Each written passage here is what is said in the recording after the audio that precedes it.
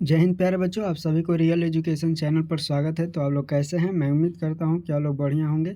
तो ध्यान से आप लोग देखने का प्रयास कीजिए। आज के इस वीडियो में हम लोग लेक्चर नंबर कितना करने वाले हैं? तो 5 करने वाले हैं, जो कि जय प्रकरण यानी बायोलॉजी का एक हिस्सा है, एक चैप्टर है, फर्स्ट चैप्टर।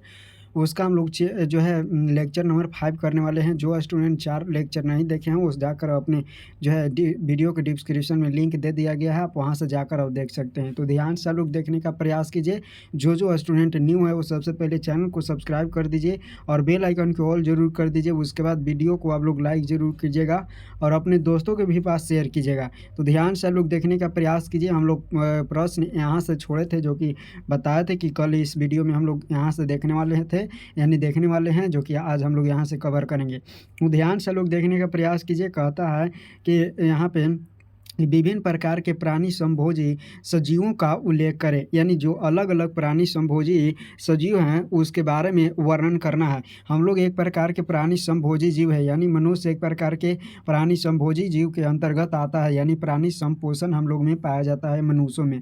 तो ध्यान से लोग देखने का प्रयास कीजिए, इसको किस तरह से हम लोग लिखेंगे आंसर को। तो प्राणी संभोजी सजीव अपने भोजन को ठोस या तरल के रूप में जंतुओं के भोजन ग्रहण करने के विधि द्वारा ग्रहण करते हैं।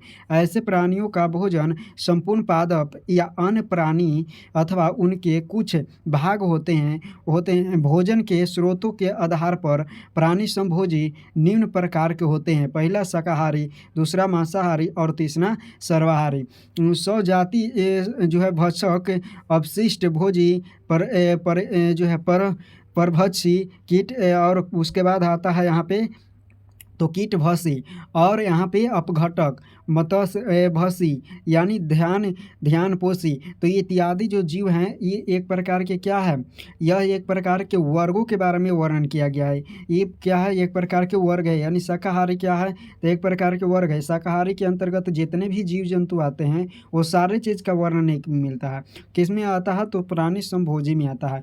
तो इसी प्रकार से आप लोग इसको याद कर लीजिएगा। बिल्कुल आप लोग को सरल और बहुत ही महत्वपूर्ण क्वेश्चन कराए और सरल अंदाज में कराए। आप लोग ध्यान से देखते चलिए। नेक्स्ट प्रश्न आप लोग के सामने है कि पतियों को प्रकाश संश्लेषी अंग कहा जाता है, क्यों? पतियों को प्रकाश संश्लेषक अंग क्यों कहा जाता है, इसके बारे में आप लोग को लिखना है। तो सबसे पहले लिखेंगे कि पतियों में अंदर हरे वर्णहरित या क्लोरोफिल की उपस्थिति होती है। किसकी उपस्थिति होती है? क्लोरोफिल की उपस्थिति होती है। और प्रकाश संश्लेषण प्रक्रम केवल क्लोरोफिल के उपस्थिति में संभव होता है। जिसमें क्लोरोफिल पाया जाएगा उसी में जो है प्रकाश संश्लेषण की प्रक्रिया होगा। अन्यथा प्रकाश संश्लेषण की प्रक्रिया किसी दूसरे जीव में नहीं होता है। यह हमेशा जो है हरे पेड़ पौधा में होता है। क्यों होता है हरे पेड़ पौधा में? क्योंकि उसमें क्लोरोफिल उपस्थित रहता है, इसीलिए उसमें जो है प्रकाश संश्लेषण की प्रक्रिया होता है। उसके बाद क्या कहता है कि इसलिए पतियों को प्रकाश संश्लेषण अंग कहा जाता है, और इसी के कारण पतियों को क्या कहा जाता है? प्रकाश संश्लेषण अंग कहा जाता है। बिल्कुल आप लोग याद कर लीजिएगा ध्यान से, बिल्कुल ही पूछने जाने वाला प्रश्न है। नेक्स्ट प्रश्न आप लोग के सामने है कि पित्त क्या है, मनुष्य के पाचन में इसका क्या महत्व है? तो पित्त क्या है, एक प्रकार के बताए थे कि क्षारीय जो है एक प्रकार के द्रव है। ठीक है, क्या है? क्षारीय द्रव है, जो कहाँ से स्रावित होता है? तो यकृत से स्रावित होता है। तो हम लोग लिखेंगे कैसे, आप लोग ध्यान से देखिए। पित्त जो है, पित्त ध्यान से आप लोग देखिएगा। यहाँ पे अगर वीडियो अच्छा लगता है तो आप लोग लाइक, सब्सक्राइब और बेल आइकन को ऑल जरूर कर दीजिए, शेयर भी कर दीजिए अपने दोस्तों के पास। देखिए हमारा प्रश्न कहता है, क्या कहता है कि पित्त यकृत ग्रंथि से स्रावित होने वाला जो है द्रव्य है। क्या है? द्रव्य है। ये द्रव्य मतलब कि पदार्थ है, जो छोटी आंत में भोजन के पाचन में मदद करता है। भोजन के किस में करता है मदद? तो पाचन में। मनुष्य के पाचन क्रिया में इसका निम्नलिखित महत्व है। मनुष्य के पाचन क्रिया में इसका क्या है? निम्नलिखित महत्व है। ठीक उसी प्रकार से इसका पहला जो है कार्य क्या है, आप लोग ध्यान से देखिएगा। इसका पहला महत्व क्या है, आप लोग ध्यान से देखिएगा। पित्त अमाशय से ग्रहणी में आए अम्लीय कायम की अम्लीयता को नष्ट कर उसे क्षारीय बना देता है। क्या बना देता है? क्षारीय बना देता है, ताकि जो है अंगन्यासी रस में एंजाइम उस पर क्रिया कर सके। तो इस तरह से आप लोग पहला महत्व देख लिए। ठीक है, पहला महत्व आप लोग देख लिए। दूसरा महत्व क्या है कि पित्त भोजन में वासक के बड़े कण को सूक्ष्म कणों में तोड़ देता है। किस में तोड़ देता है? सूक्ष्म कणों में तोड़ देता है और यह तोड़ने में मदद करता है। ठीक है, मदद करता है ताकि इलाइज जो है क्या होता है, लाइपेज एंजाइम उस पर क्रिया कर वसा अम्ल या ग्लिसरॉल में परिवर्तन कर सके। इस प्रकार वसा के पाचन में पित्त का महत्व है। आप लोग ध्यान से देखिए, सबसे पहले आप लोग को क्या करता है, तो पित्त जो है जो अम्लीय रहता है उसको अम्लीय को नष्ट करके और क्षारीय बना देता है। पहला तो यही महत्व है।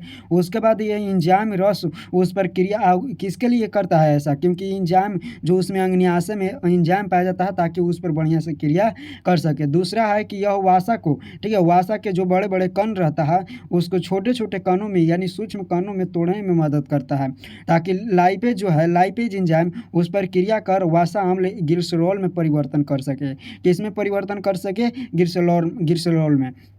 तो इस प्रकार जो है वसा में पाचन के पित्त का महत्व बहुत ही है। ध्यान से आप लोग देखिएगा, हमारे शरीर में हीमोग्लोबिन की कमी के क्या परिणाम हो सकता है। तो हीमोग्लोबिन अगर हमारे शरीर में कम हो जाता है तो उसका परिणाम क्या होगा, रिजल्ट क्या होगा, तो आप लोग ध्यान से देखिएगा। अगर हमारे शरीर में हीमोग्लोबिन की मात्रा अगर कम हो जाता है तो सबसे पहले कि रक्त कोशिका में हीमोग्लोबिन जैसी अरक्ता हो जाएगा। अरक्ता मतलब कि आप लोग जैसे ब्लड बहेगा तो ब्लड बहते रहेगा। ठीक है, तो अरक्ता बिल्कुल आप लोग समझ में आ गया होगा। ठीक है, हीमोग्लोबिन लाल रक्त कोशिकाओं में पाए जाते हैं। किस में पाए जाते हैं? तो रेड ब्लड सेल में पाए जाते हैं। यह ऑक्सीजन के साथ मिलकर ऑक्सी हीमोग्लोबिन का निर्माण करता है। अगर कहेगा कि हीमोग्लोबिन ऑक्सीजन के साथ क्रिया करके क्या चीज़ का निर्माण करता है, तो ऑक्सी हीमोग्लोबिन का निर्माण करता है। यह कोशिका में ऑक्सीजन को विसरित कर देता है, यानी कोशिकाओं में यह प्रत्येक कोशिका में क्या करता है, ऑक्सीजन को पहुँचाने का कार्य करता है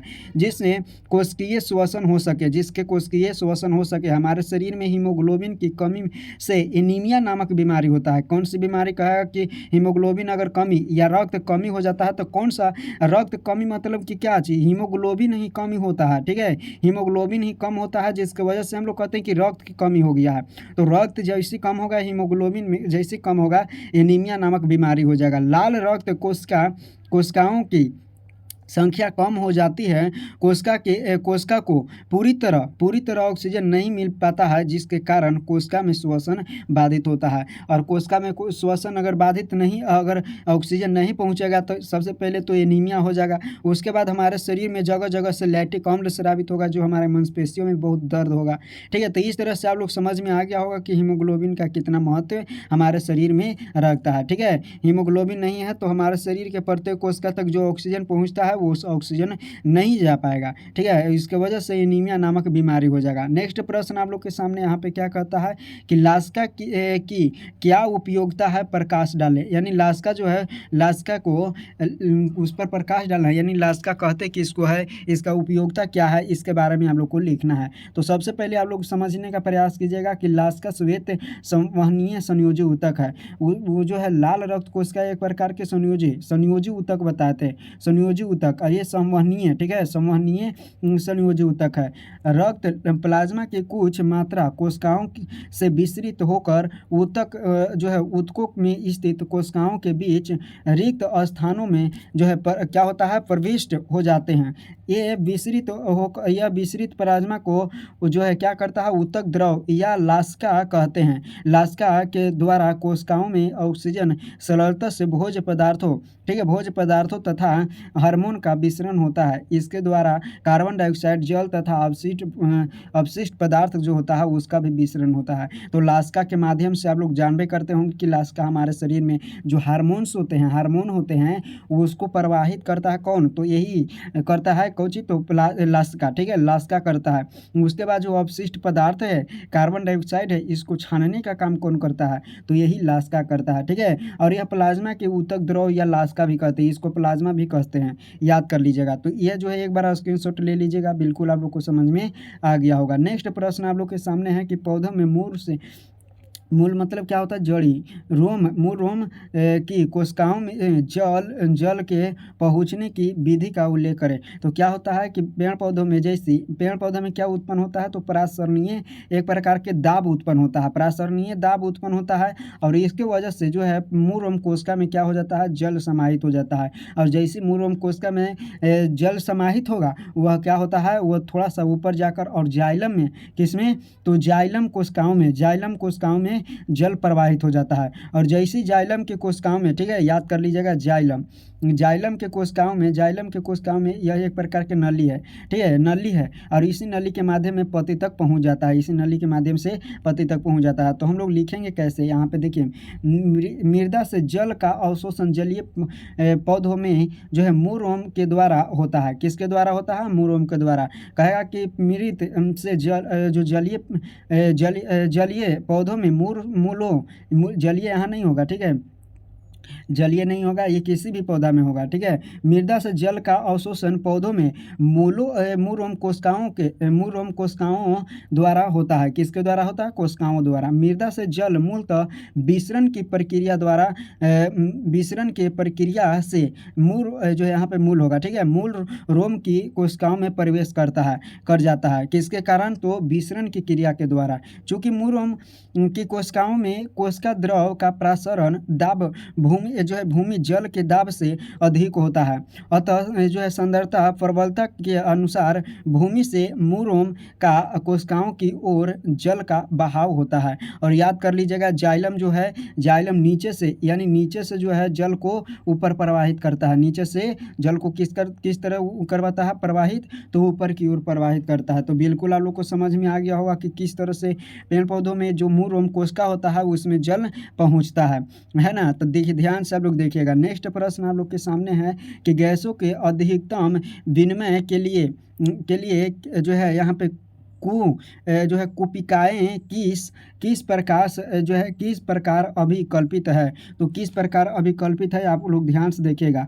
कहता है कि यहाँ पे हमारे मानव शरीर में दो फेफड़े होते हैं। कितने हमारे शरीर में फेफड़े होते हैं? तो 2 फेफड़े होते हैं। प्रत्येक फेफड़ा लाखों सूक्ष्म कपिकाओं, ठीक है, कपिकाओं में विभाजित होते हैं। कपिकाओं मतलब कि ध्यान से देखिएगा, यहाँ पे छोटा-छोटा जो है आप लोग संरचना जैसे बनाते हैं, यहाँ पे ध्यान से देखिएगा।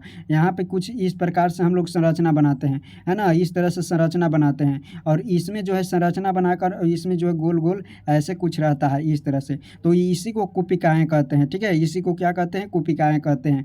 तो देखिए, कुपिकाओं में विभाजित होता है, अलग-अलग वायु कुपिकाओं में विभाजित होता है। वायु की अनुपस्थिति में कुपिकाएँ बहुत कम जो है स्थान घेरता है और वायु के अगर हम सांस नहीं लेते हैं तो बहुत कम स्थान घेरता है, जबकि वायु में की उपस्थिति में कुपिकाएँ बहुत स्थान घेरती है और जब हम लोग सांस ले लेते हैं तो बहुत सारा जो है जगह घेर लेता है। इसके कारण श्वसन क्रिया में बहुत सहायता मिलती है और इसी के कारण जो है हमारे श्वसन क्रिया में क्या होता है? सहायता मिलता है। तो बिल्कुल आप लोग को समझ में आ गया होगा, इसको ध्यान से आप लोग देख लीजिएगा। नेक्स्ट है कि उच्च संगठित पादप में संवहन तंत्र के घटक क्या है? देखिए, उच्च संगठित पादप में संवहन तंत्र के घटक क्या है? तो याद रखिएगा, उच्च संवहन पादप में संवहन तंत्र के घटक है, जो है घटक है। पहला एक जाइलम है। क्या है? एक जाइलम है जो मृदा से प्राप्त जल और खनिज लवण को वहन करता है। क्या करता है? वहन करता है, यानी एक स्थान से दूसरे स्थान तक पहुंचाने का कार्य करता है। दूसरा क्या है? फ्लोएम जो है पत्तियों से जहां प्रकाश संश्लेषण के उत्पन्न संश्लेषित होते हैं, पौधों में अन्य भागों तक वहन करता है। जो क्या होता है?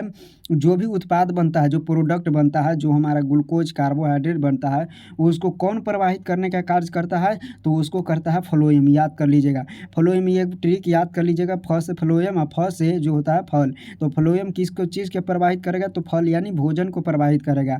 ज से जाइलम होता है और जाइलम क्या चीज़? ज से जल का प्रवाहित करेगा। तो ज से जाइलम और ज से जल का परिवहन कौन करता है? तो जाइलम। ये भी एक प्रकार के याद कर लीजिएगा, बहुत ही महत्वपूर्ण क्वेश्चन यहाँ पे है। नेक्स्ट प्रश्न आप लोग के सामने है कि पाचन पाचन किसे कहते हैं? पाचन किसे कहते हैं? मनुष्य के आहार नाल के विभिन्न भागों का नाम लिखे। पाचन सबसे पहले कहते किसको है, उसके बाद विभिन्न भागों के नाम लिखना है। तो जो बड़े बड़े अणु होता है, भोजन के बड़े बड़े अणु होता है, उसको छोटे छोटे अणुओं में क्या होना, टूट जाना, यानी कन्वर्ट कर देना, पाचन कहलाता है। क्या कहलाता है? पाचन कहलाता है। तो देखिए हम लोग लिखेंगे कैसे कि वह क्रिया जिसमें जो है एंजाइमों की सहायता से जटिल भोज्य पदार्थों को सरल अणुओं में अपघटित किया जाता है, जिससे ये अवशोषित होकर हमारे कोशिकाओं में प्रवेश कर सके और पाचन कहलाती है। इसी को हम लोग क्या कहते हैं? पाचन कहते हैं। तो देखिए सबसे ये एंजाइम की सहायता से होता है। भोज्य पदार्थ जो होता है वो बड़े बड़े अणुओं से क्या होता है, सरल अणु में यानी अपघटित हो जाता है, यानी टूट जाता है, जिससे यह अवशोषित होकर हमारे शरीर कोशिकाओं में प्रवेश कर जाता है, कर सके। इसी को हम लोग कहते हैं पाचन। और पाचन जो है मनुष्य के आहार नाल में निम्नलिखित भाग होते हैं। सबसे पहले तो आप लोग को आता है सबसे पहले क्या चीज़, तो भोजन कहाँ से ग्रहण करते हैं, तो मुख से। तो पहले तो मुख आ गया। दूसरा क्या है, ग्रासनी, उसके बाद ग्रासनली, अमाशय, छोटी आंत, बड़ी आंत, जो है मलाशय एवं मल द्वार। तो इस तरह से आप लोग को जो है यहाँ पे आहार नाल के भाग याद हो गया होगा। पहला हम लोग क्या देखें कि मुख, मुख से कहाँ जाता है, तो ग्रसनी में। ग्रसनी एक प्रकार की नली है। उसके बाद ग्रास नली, ये ग्रास नली, ग्रसनी जो है आगे चलकर यहाँ पे दो गो भाग होता है। उसके बाद ग्रास नली एक प्रकार की लंबी नली है। अमाशय, अमाशय जो है यहाँ पे भोजन को यानी 2 से 3 घंटा रहता है, और 2 से 3 घंटा में उसके बाद छोटी आंत में चल जाता है। छोटी आंत से बड़ी आंत में, मलाशय में, फिर उसके बाद मल द्वार द्वारा क्या हो जाता है, बाहर निकल जाता है। तो इस तरह से मनुष्य का पाचन क्रिया होता है, और उसमें जो है जो भी अंग सम्मिलित रहता है वो निम्नलिखित इस प्रकार से हम लोग दर्शाए हैं। तो नेक्स्ट प्रश्न आप लोग के सामने है कि क्या होगा अगर मानव शरीर से दोनों वृक्क जो है को हटा दिया जाए, तो क्या होगा? तो आप लोग को पता होगा कि जब हम हमारे शरीर का जो है सबसे महत्वपूर्ण अगर भाग है, यानी अपशिष्ट क्या है, अंग है, तो वो वृक्क है। तो हमारे शरीर से अगर जो अपशिष्ट पदार्थों को बाहर निकालने वाला जो मशीन है, उसी मशीनों को हम हटा देंगे, तो क्या होगा? हमारे शरीर से अपशिष्ट पदार्थ निकलेगा, तो नहीं निकलेगा। यानी नाइट्रोजन पदार्थ निकलेगा, तो नहीं निकलेगा। तो इसके वजह से मनुष्य के शरीर में जो है नाइट्रोजन यानी अपशिष्ट पदार्थों की संख्या जो है बढ़ती जाएगी, वेटेज जो है बढ़ती जाएगी, और वह धीरे धीरे इतना बढ़ जाएगा कि मनुष्य क्या हो जाएगा, अंत में मृत्यु हो जाएगा मनुष्य का। तो यहाँ पे हम लोग समझने का प्रयास करेंगे कि मनुष्य जीवित नहीं रह सकता है। क्या रह सकता है? जीवित नहीं रह सकता है। सबसे पहले तो इसका प्रश्न मिल गया क्या कि मनुष्य का कभी जीवित नहीं रह सकता है। क्यों नहीं रह सकता है? क्योंकि अपशिष्ट पदार्थ रक्त में जमा होना शुरू हो जाएगा, और रक्त में क्या हो जाएगा, जमा होना शुरू हो जाएगा, तथा रक्त जो है क्या हो जाएगा, रक्त विषाक्तता हो जाएगा। और रक्त जो है विषाक्तता मतलब कुछ होता है, रक्त में केवल विषाणु हो जाएगा। रक्त एक प्रकार के विष के समान हो जाएगा। किसके समान हो जाएगा? विष के समान हो जाएगा। और वह विष जो है हमारे ऑक्सीजन को नहीं ले जा पाएगा, और ऑक्सीजन के साथ क्रिया नहीं करेगा, तो हमारे शरीर में केवल क्या होगा, अपशिष्ट पदार्थ ही अपशिष्ट पदार्थ देखने के लिए मिलेगा। तो हम उस स्थिति में मनुष्य मर जाएगा। तो याद कर लीजिएगा जो है अगर मनुष्य के दोनों वृक्क अगर फेल हो जाता है, तो वह उसका जो है व्यक्ति का मृत्यु हो जाएगा। ठीक है, उसको कृत्रिम वृक्क द्वारा कुछ समय तक जीवित रह सकता है, लेकिन पूरा अगर जीवन अवधि का है तो उतना नहीं जीवित रह सकता है। नेक्स्ट आप लोग के सामने यहाँ पे प्रश्न है कि कठोर परिश्रम या अभ्यास करते समय सांस लेने की क्रिया पर क्या प्रभाव पड़ता है और क्यों? तो देखिए जब हम लोग क्या करते हैं, जैसे दौड़ते हैं, साइकिल चलाते हैं, या किसी अन्य जो ऐसे है जो हमारे सांस फूलने लगता है, यानी हमारा सांस जो है बहुत श्वसन दर अधिक हो जाता है, तो उसमें क्या प्रभाव पड़ता है और क्यों पड़ता है? तो सबसे पहले हम लोग जानेंगे कि क्या प्रभाव पड़ता है। तो देखिए कठोर परिश्रम या अभ्यास करते समय हमारे मांसपेशियों में जो है संकुचन और फैलाव बढ़ जाता है, इसलिए सांस लेने में कठिनाई होने लगता है। और वह जो है हमारे शरीर में जैसे हम लोग क्या करेंगे, बढ़िया से सांस नहीं लेंगे, तो हमारे बढ़िया से सांस नहीं लेने से कोशिकाओं में क्या चीज़ का मात्रा बढ़ जाएगा, तो कोशिकाओं में कार्बन डाइऑक्साइड की मात्रा बढ़ जाएगा, और ऑक्सीजन की मात्रा घट जाएगा। अब ऑक्सीजन की मात्रा जैसी घटेगा तो वो क्या होगा, हमारा सांस फूलने लगेगा, और सांस को लेने में कठिनाई होता है। तो बिल्कुल आप लोग को समझ में आ गया होगा। नेक्स्ट प्रश्न आप लोग के सामने यहाँ पे क्या कहता है, आप लोग ध्यान से देखने का प्रयास कीजिएगा। हमारे जैसे बहुकोशिकीय जीवों में ऑक्सीजन की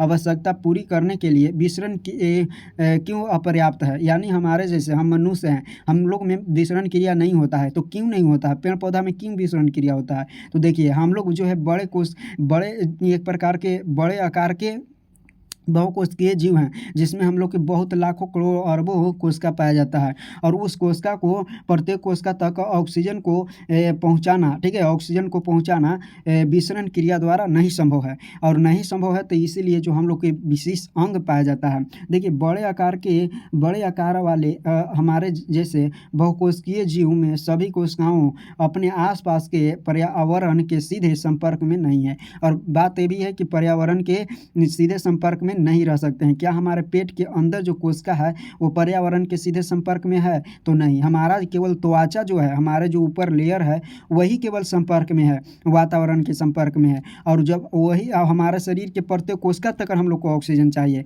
लेकिन अब जैसे अगर विसरण क्रिया होगा तो केवल त्वचा में होगा, तो क्या त्वचा वाला कोशिका जो है अंदर, पेट के अंदर लेके जा पाएगा? तो नहीं। तो इसलिए जो है असाधारण विसरण सभी कोशिकाओं की आवश्यकताओं को पूर्ति नहीं कर सकती है। और विसरण क्रिया सभी कोशिकाओं को भी क्या कर सकती है? पूरी नहीं कर सकती है, ऑक्सीजन को पूरी नहीं कर सकती है। इसीलिए जो है हम लोगों में क्या चीज़, एक प्रकार के श्वसन तंत्र पाया जाता है, जो हम लोग क्या करते हैं, श्वसन की क्रिया में उपयोग करते हैं। ठीक है ना? जैसे नाक हो गया, ग्रास नली हो गया, फेफड़ा हो गया, ये सारा चीज़ एक प्रकार के श्वसन तंत्र के अंतर्गत आता है। तो इस तरह से आप लोग को समझ में आ गया होगा। तो चलिए अब हम लोग नेक्स्ट वीडियो में करेंगे इसको, कि मनुष्य के आहार नाल में महाशय में HCl अम्ल स्रावित होता है और वह कैसे कार्य करता है। तो इसको हम लोग समझेंगे नेक्स्ट वीडियो में। तो आप लोग को कैसा वीडियो लगा आप लोग एक बार कमेंट करके ज़रूर बताइएगा। तो मिलेंगे हम लोग नेक्स्ट वीडियो में, तब तक के लिए जय हिंद,